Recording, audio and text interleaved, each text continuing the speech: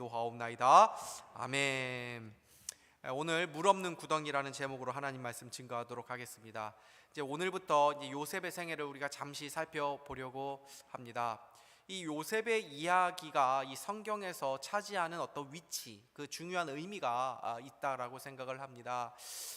먼저 이 요셉의 이야기는 출애굽기의 배경이 된다라는 것입니다. 우리가 출애굽기 하면은 잘 알죠. 이스라엘이 400년간 애굽에서 종살이하고 있을 때에 모세를 통해서 하나님께서 그 백성들을 이끌어낸 이야기가 이 출애굽기들 아닙니까? 그런데 아니 왜 이스라엘 백성들이 가나안 땅에 있다가 애굽에서 종살이를 했대? 이게 그 배경이 이 요셉의 이야기가 없으면 알 수가 없는 것입니다.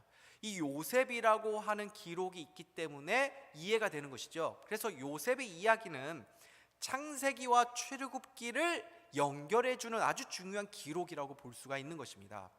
또 하나는 바로 이 요셉의 이야기를 통해서 하나님의 주권과 섭리라고 하는 이 중요한 교리를 우리가 살펴볼 수 있다는 것입니다. 우리가 얼마 전에 야곱의 생애를 쭉 한번 살펴보았습니다. 그때 야곱을 통해서 우리가 발견한 그 중요한 교리가 무엇이었습니까? 하나님께서 참 그렇죠, 그 비열하고 참 비루하고 그리고 참 지푸라기 같은 그렇게 고집센 이 야곱이라는 한 사람을 부르셔서 그 사람을 기어이 이스라엘이라고 하는 새 이름을 주시며 이스라엘의 조상으로 삼으시는 그 하나님의 놀라운 그 은혜, 그 주권적인 역사, 이런 것들을 우리가 그 야곱이라는 인생을 통해서 살펴보지 않았습니까? 이 요셉의 생애를 통해서 우리는 무엇을 알 수 있냐면 바로 이 요셉의 전체 생활 속에서 하나님의 놀라운 손길 가운데 그 하나님께서 어떻게 한 사람을 통해서 하나님의 놀라운 구속의 역사들을 진행하시는지에 대한 그 구속의 섭리들, 그 주권과 섭리에 대한 교리를 우리가 살펴볼 수 있다는 것입니다. 그래서 이러한 내용들을 우리가 요셉의 이야기를 통해서 살펴보려고 합니다. 요셉의 이야기는 요셉이 17세의 소년으로부터 이야기가 시작이 됩니다. 여기서 우리는 그 요셉의 성품과 그리고 요셉의 가정의 어떤 연약함, 깨어짐을 우리가 살펴볼 수 있죠. 2절과 3절을 같이 한번 읽도록 하겠습니다. 시작. 야곱의 족보는 이러하니라. 요셉이 17세의 소년으로서 그의 형들과 함께 양을 칠 때에 그의 아버지의 아내들 비라와 실바의 아들들과 더불어 함께 있었더니 그가 그들의 잘못을 아버지에게 말하더라. 요셉은 노년에 얻은 아들이므로 이스라엘이 여러 아들들보다 그를 더 사랑하므로 그를 위하여 채색옷을 지었더니. 성경이 요셉을 등장시키면서 요셉을 어떠한 모습으로 이게 먼저 소개를 하고 있습니까? 요셉을 형들의 잘못을 아버지에게 고하는 소년으로 그렇게 소개를 하고 있습니다. 그래서 많은 사람들이 이 요셉을 좀 철없이 고자질을 잘하는 그러한 소년이다라고 생각을 하고 그렇게 말을 하기도 합니다. 물론 그랬을 수도 있습니다. 그런데 요셉과 그리고 그의 형들에 대한 성경의 전체적인 이야기들을 우리가 살펴보면서 이 요셉을 생각하게 되면 그렇게 요셉을 단지 그냥 철없이 고자질쟁이라고 취급하고 생각을 하기에는 좀 너무 부정적인 면들을 조금 부각한 면이 없지 않나라는 생각이 듭니다. 2절을 보시면 그렇게 되어 있죠. 그들의 잘못이라고 되어 있습니다. 그들의 잘못을 요셉이 아버지에게 말했다는 것입니다. 근데 이 그들의 잘못이라는 것이 단순한 잘못이 아니고 원어를 보면은 아주 악한 행실, 굉장히 좀 강한 말이죠. 나쁜 행실로 말하고 있습니다. 그리고 말하더라라는 이 말은 형제들의 어떠한 그런 잘못이 단순히 어떻게 한 번 한 어떤 실수 정도가 아니라 말하더라라는 말은 계속적인 이 어떤 의미가 담겨져 있거든요. 그래서 형들의 그 악한 행실이 어땠다는 것입니까? 그냥 단순한 한 번의 실수가 아니라 반복적인 어떤 패턴으로 되어진 나쁜 행실이었다. 그러니까 이 형들은 악한 행실을 그냥 몸에 그냥 그 익숙했던 그런 악한 자들이었다라는 것을 암시해두는 단어들인 것입니다. 우리가 야곱의 이야기들을 한번 살펴보지 않았습니까? 이 시몬과 레위를 필두로 해가지고 이 세겜 이 추장과 그 마을을 얼마나 잔인하게 복수한다고 하면서 그렇게 도륙을 하고 노략질을 하고 납치를 하고 했던 모습을 우리가 보게 되었습니까? 그러니까 그들의 행실은 세겜 사람들, 그러니까 가나안 사람들, 하나님 믿지 않는 사람들과 다를 바 없는 그런 악한 행실들을 서슴지 않고 일삼았던 사람들이었다는 것을 짐작하게 해주는 것이죠. 근데 요셉은 어떤 성품을 가졌다고요? 그들의 행하는 악한 행실을 저거는 악한 행실이야 라고 판단할 수 있는 그러한 기준을 가지고 있었던 사람이었다라는 것입니다. 그러니까 형들의 악한 행실을 요셉이 보면서 그냥 아이 뭐 다들 그렇게 사는데 하면서 그냥 눈 감아주고 뭐 그것을 대수롭지 않게 여기면서 살았던 사람이 아니라 그것을 보면서 불편한 마음이 있었던 요셉의 성품이 있었다라는 것을 보여주는 것입니다. 예를 들면 그러니까 뭐 이거는 제 상상이니까 만약 예를 들면 이런 거죠. 뭐 아버지의 양떼들을 보살피는데 형들이 그것을 그냥 뭐 이렇게 눈속임으로 해가지고 뭐 이렇게 자기 그냥 부당한 이득으로 막 취득하고 이런 걸 요셉이 본단 말이죠.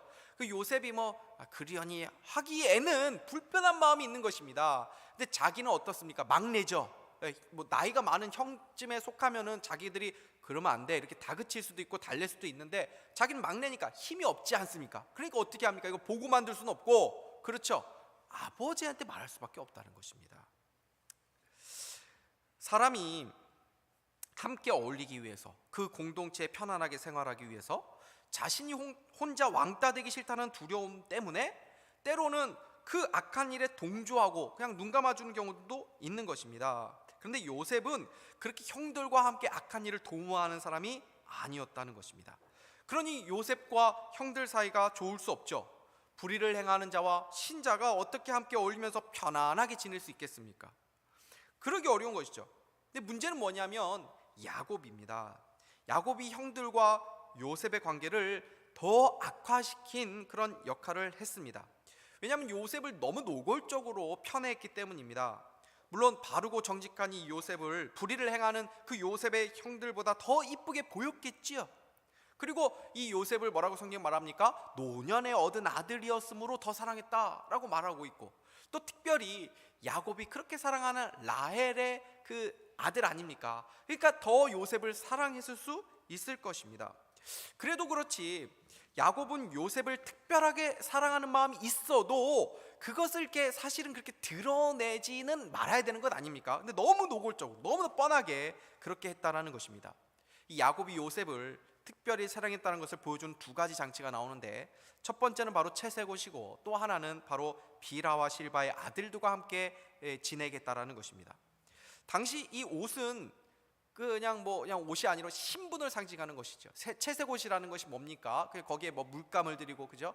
색이 들어가고, 그리고 뭔가 비싼 어떤 장신구들이 달려 있고 술이 있고, 그리고 길게 늘여진 옷들을 말합니다. 그러니까 여러분 한번 생각해 보십시오.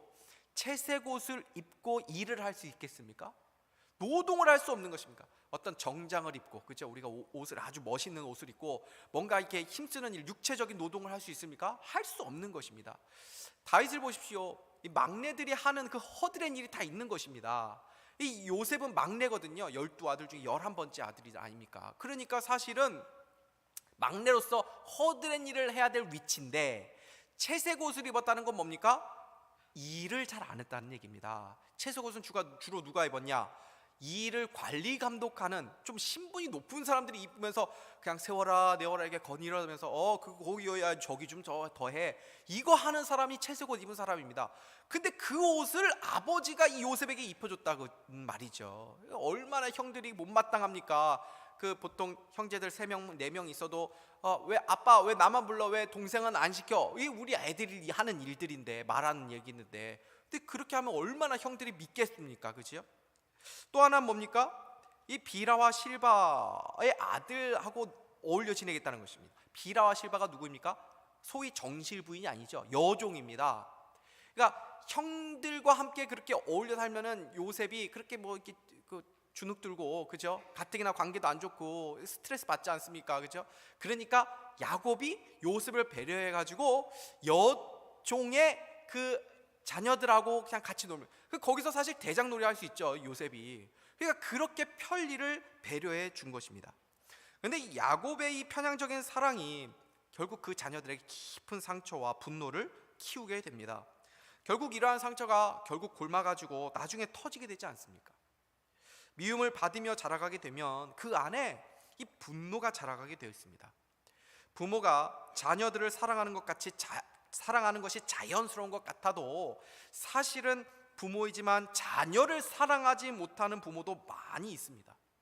부모에 대한 분노심이 있는 자녀들이 있고 이 자녀를 미워하는 부모도 있는 것이죠. 이것이 인간의 사랑의 한계라는 것입니다. 인간의 사랑 중에 가장 숭고한 사랑이 무엇입니까? 부모의 사랑 아닙니까? 근데 그 부모의 사랑조차도 완전하지 않고 불완전하고 또 어떠한 그런 부족하고 또 이제 조건적이고 또 부작용이 있는 그러한 사랑이라는 것을 말해 주는 것입니다. 그래서 우리는 이 인간의 사랑에 기대면 안 되는 것이죠. 완전하고 또 하나님의 그 온전한 사랑을 우리가 바라보고 그 사랑을 거기서 누려야 하는 것입니다. 우리가 하나님의 자녀가 되어서 이 세상에서 하나님의 그 완전한 사랑을 누리며 살 수 있다는 것이 얼마나 우리에게 큰 행복인지 모릅니다. 세상에서 사랑받지 못한 자들이 예수를 알게 되고 나서 하나님의 사랑을 알게 되서 나서 내가 여태껏 이러한 사랑을 받아본 적이 없는데 하나님에게서 이러한 사랑을 받는구나 하면서 새로운 삶을 시작하게 된 사람들이 얼마나 많이 있는지 모릅니다. 예수 안에 우리가 어떤 모양이든 우리가 하나님의 완전한 사랑을 누리며 살아갈 수 있다는 사실을 믿을 수 있기를 바랍니다. 이러한 배경 속에 요셉이 결정적으로 형들의 미움을 받는 사건이 하나 나옵니다. 바로 요셉이 꾼 그 꿈 때문입니다. 요셉이 꾼 꿈은 어떤 꿈이었습니까? 두 번 이 요셉이 꿈을 꾸게 되는데 첫 번째는 무엇입니까? 요셉이 만든 그 곡식단에 그 형들의 그 곡식단들이 다 절을 하는 내용이 처음에 나오죠. 그리고 두 번째는 무엇입니까?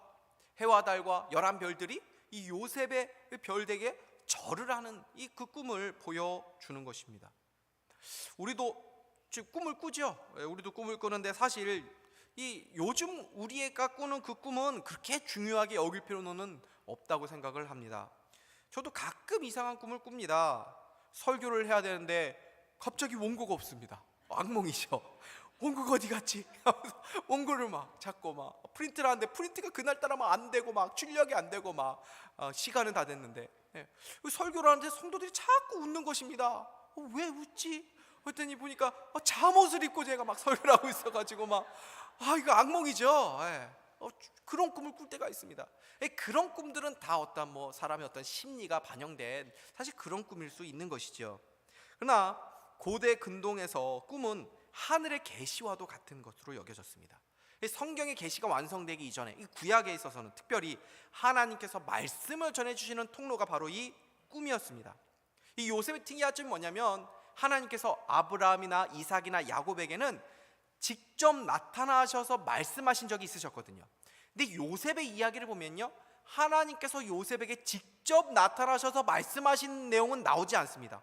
단지 꿈을 통해서 하나님의 뜻을 계시하시는 것을 보여주는 것이죠. 요셉이 꿈을 꾸었다는 것은 이제 곧 하나님께서 요셉을 통해서 무언가 하실 일, 하나님의 계획을 이루어 가시겠다는 것을 미리 알려주신 것입니다. 요셉은 그 꿈이 뭔가 특별하다는 것을 알았을 것입니다. 그래서 그 꿈 이야기를 형제들에게 또 아버지에게 하게 되는 것이죠. 근데 그 꿈 이야기를 들면은 누가 봐도 그 당연히 아는 것입니다. 그래 너 잘났어. 그래 네가 그래서 왕이라고 우리가 네 앞에서 그럼 절을 하는 거라고. 그러니까 얼마나 형들이 화가 났겠습니까? 심지어 이 요셉을 사랑했던 아버지 야곱마저도 이 요셉에게 화를 내게 됩니다. 그런데 아버지 야곱은 그 꿈을 듣고 요셉을 혼내긴 했지만 마음에 간직해 두었습니다. 11절 말씀 같이 읽겠습니다. 시작. 그의 형들은 시기하되 그의 아버지는 그 말을 간직해 두었더라. 여러분, 이것이 바로 하나님의 백성들의 자세여야 한다라는 것입니다. 야곱은 여전히 미성숙했고 또 어떤 한계가 있었지만 그럼에도 불구하고 이스라엘의 조상으로서 한 족장으로서 그가 가졌던 영적인 어떤 지각이 있었다라는 것입니다. 이것은 우리에게도 마찬가지입니다.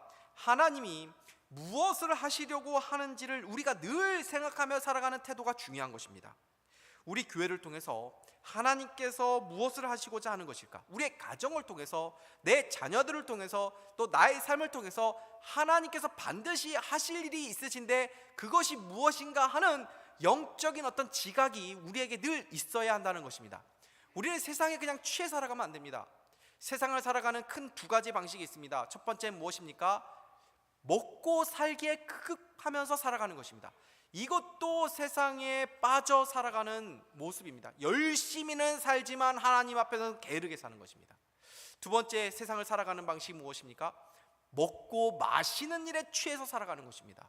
그래서 쾌락에 빠져 살아가는 것입니다. 우리는 먹고 사는 일에 급급해가지고 빠져 살아가도 안 되고, 먹고 마시는 일에 취해 살아가도 안 됩니다. 시대를 분별할 수 있어야 됩니다. 우리는 이 정신없는 세상 속에서 하나님이 하시고자 하는 일에 대해서 늘 주의 깊게 살피는 이 영적 지각 능력이 있어야 한다는 것입니다. 제가 산상교회 담임 목사로서 이러한 어떤 생각들을 하게 됩니다. 하나님 앞에 기도하게 됩니다. 하나님께서 이 교회를 통해서 하실 일이 있으신데 어떠한 사인을 주실 때 제가 그것을 알아차리게 해주십시오. 갑자기 교회에 어떤 무슨 도움을 요청한다든지 이런 일이 있을 때 그것을 단순하게 바라보는 것이 아니고 여기에 무슨 하나님의 뜻이 있을까를 생각할 수 있어야 한다는 것입니다. 어느 시간이 지나서 형들이 이제 세겜 땅에 가가지고 이제 양떼를 칠 때에 아버지가 요셉을 통해서 형들의 안부를 알아오라고 그렇게 지시를 합니다. 여러분, 이제 세겜이 어떤 땅입니까? 이 야곱 이야기의 배경을 우리가 알고 있죠. 이 세겜은 아주 그 야곱과 이 세겜 추장 사이에 아주 흑역사가 있지 않았습니까? 그죠? 그래서 이 세겜은 아무리 먹을 것이 많아도, 양떼들에게 줄 것이 많아도 세겜에 사실은 그렇게 쉽게 갈 수 있는 곳이 아닙니다. 세겜은 영적으로 말하면 어떤 곳입니까? 이 세상을 말하는 것입니다. 세상은 우리 눈에 볼 때는 더 풍요롭고 또 살기 좋은 곳으로 보일 수 있습니다. 그러나 불경건한 자들이 있는 곳에 경건한 자들이 가가지고 거기서 너무 쉽게 그들과 익숙하는 방식으로 그렇게 지내서는 안 되는 것이죠.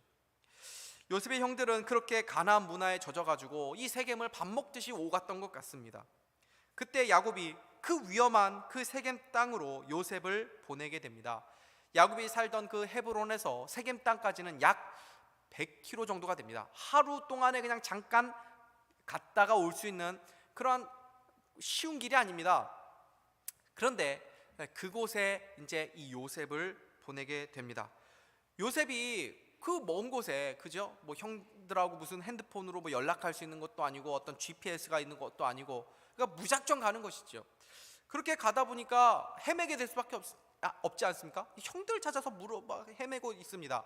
그러니까 어떤 사람이 와가지고 당신 왜 이렇게 방황하고 있습니까? 물어보죠. 그때 요셉이 여차여차 해가지고 그런 사람 봤습니까? 했을 때 아이고 내가 그런 사람들 봤는데 도단으로 가더라고요. 얘기를 해줍니다. 근데 그 세겜에서 도단까지 가는 길은 또 한 20km 정도 더 가야 됩니다. 근데 요셉이 책임감을 가지고 포기하지 않고 또 아버지의 그 말씀에 순종함으로 거기까지 기어코 이 형을 찾으러 가지요. 그래서 만나게 됩니다. 여러분, 근데 그 이야기를 보면서 제가 놀라웠던 건 뭐냐면, 하나 이해가 안 됐던 건 뭐냐면, 아버지 야곱이 사실 요셉을 얼마나 끔찍하게 사랑했습니까? 저 같으면 요셉 거기 보내지 않을 것 같습니다.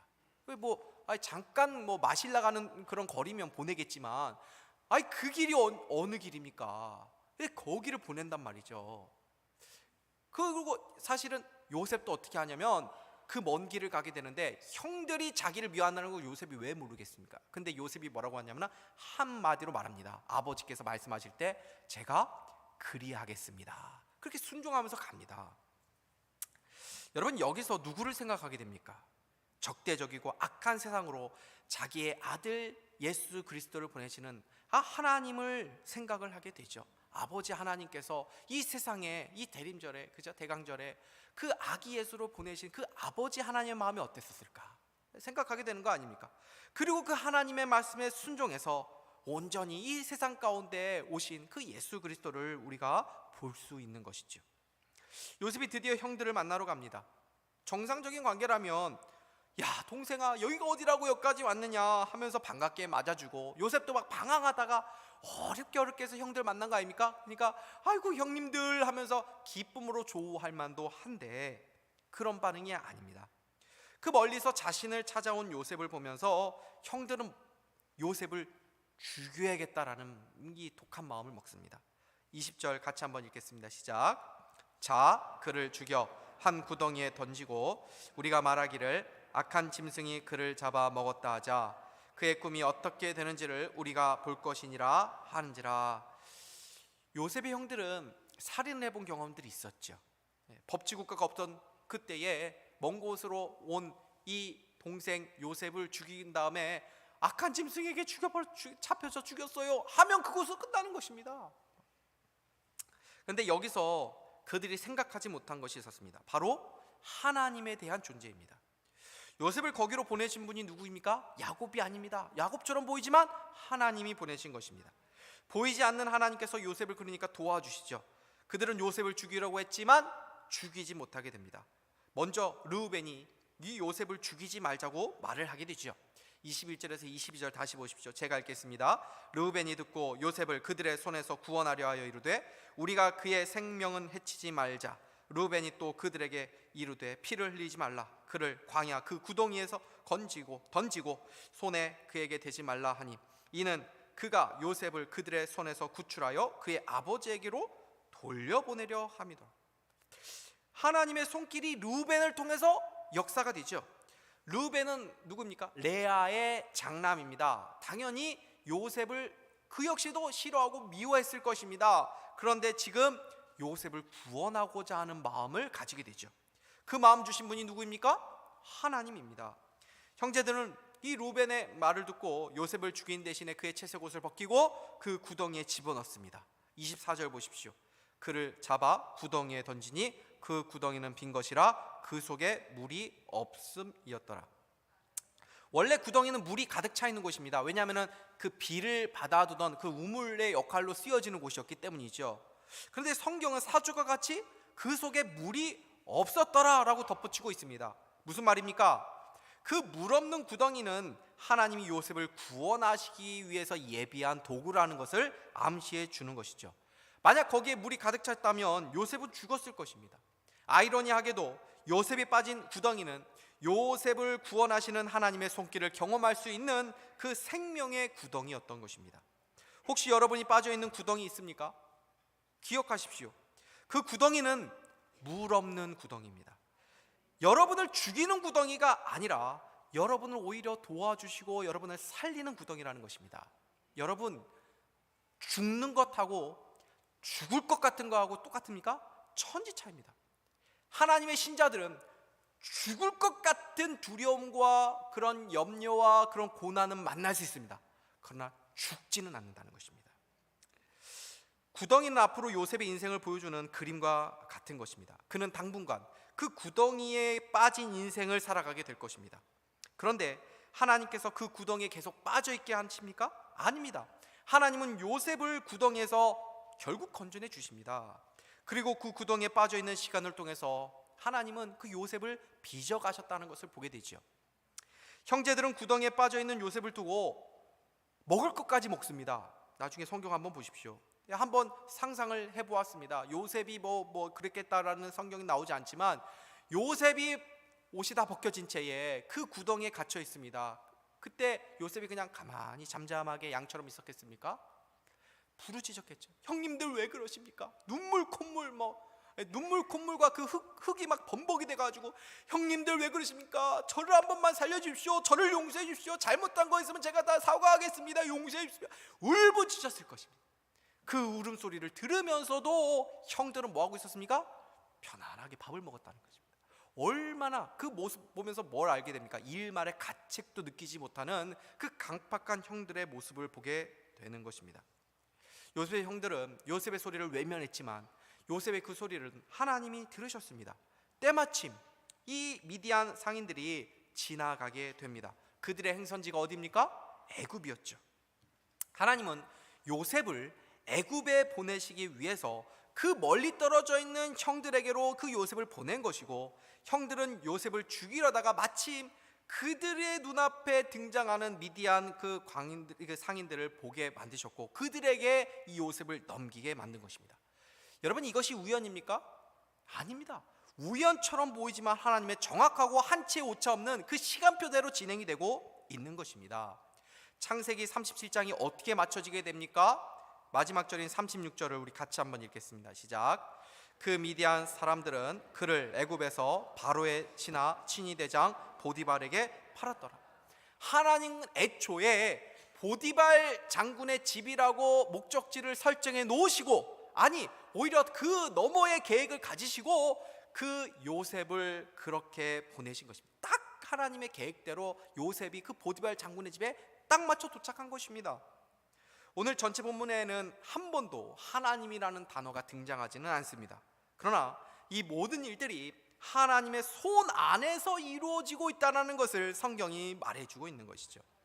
사실 요셉에게 일어난 일이 얼마나 기가 막힌 일입니까? 우리가 이런 일을 안 당해서 그렇지, 그죠?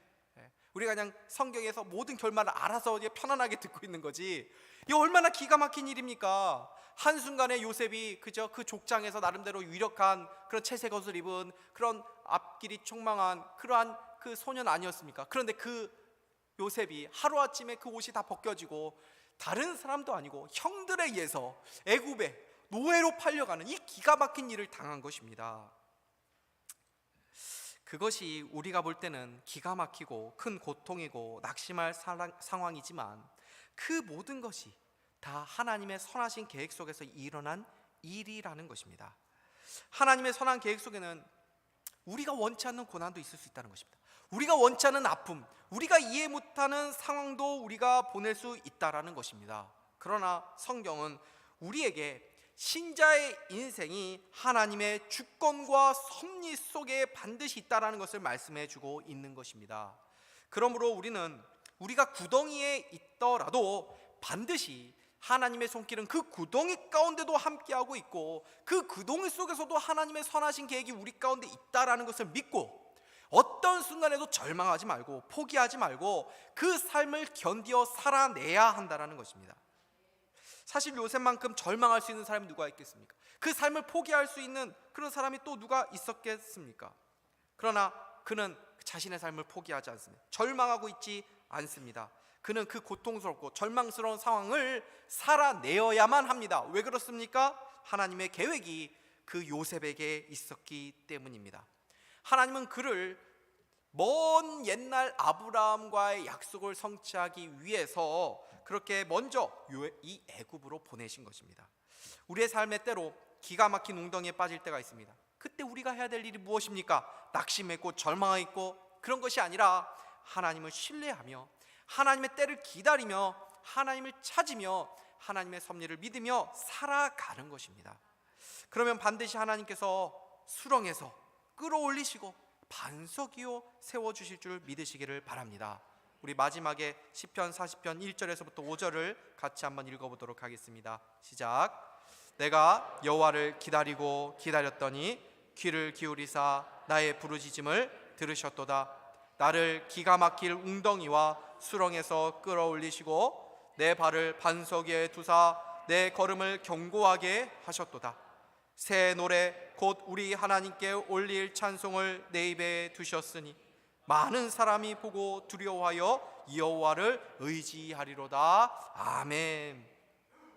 우리 모두 이러한 견고한 반석 위에 하나님을 찬양하게 될 날이 반드시 있음을 믿고 이 요셉처럼 기가 막힌 웅덩이 그 구덩이에 빠져 있다 하더라도 그 하나님을 신뢰하면서 내가 하나님을 기다리고 기다렸더니 하나님, 내가 그것이 짧지 않은 시간일 수는 있지만 그래도 내가 기다리며 기다릴 때 하나님께서 나를 결국은 세우시고 하나님 나를 통해서 하나님의 영광이 드러날 줄 믿습니다. 나의 삶을 통해서 하나님의 계획이 이루어질 줄 믿습니다. 이 소망 가지고 하나님께 나아가는 그런 믿음의 성도들 다 될 수 있기를 주님의 이름으로 축복합니다. 기도하겠습니다. 하나님 아버지, 우리의 인생 가운데에 하나님의 섭리가 있고 또 하나님의 손길이 있음을 요셉의 삶을 통해서 다시 한번 깨닫게 하여 주신 것을 감사합니다. 우리의 환경이 아니라 우리를 통하여 하나님이 하시고자 하는 일이 있음을 우리가 믿고 또 그것을 바라보게 하여 주옵소서. 그리하여 우리가 어떤 상황에 처해 있든지 낙심하지 않고 그 하나님이 하실 일을 기대하며 감사하며 그 믿음의 또 신앙으로 하나님이 주신 그 환경에서 하나님께 영광 돌며 살아갈 수 있는 복된 우리 모두가 다 되게 하여 주시옵소서. 예수 그리스도의 이름으로 기도하옵나이다. 아멘.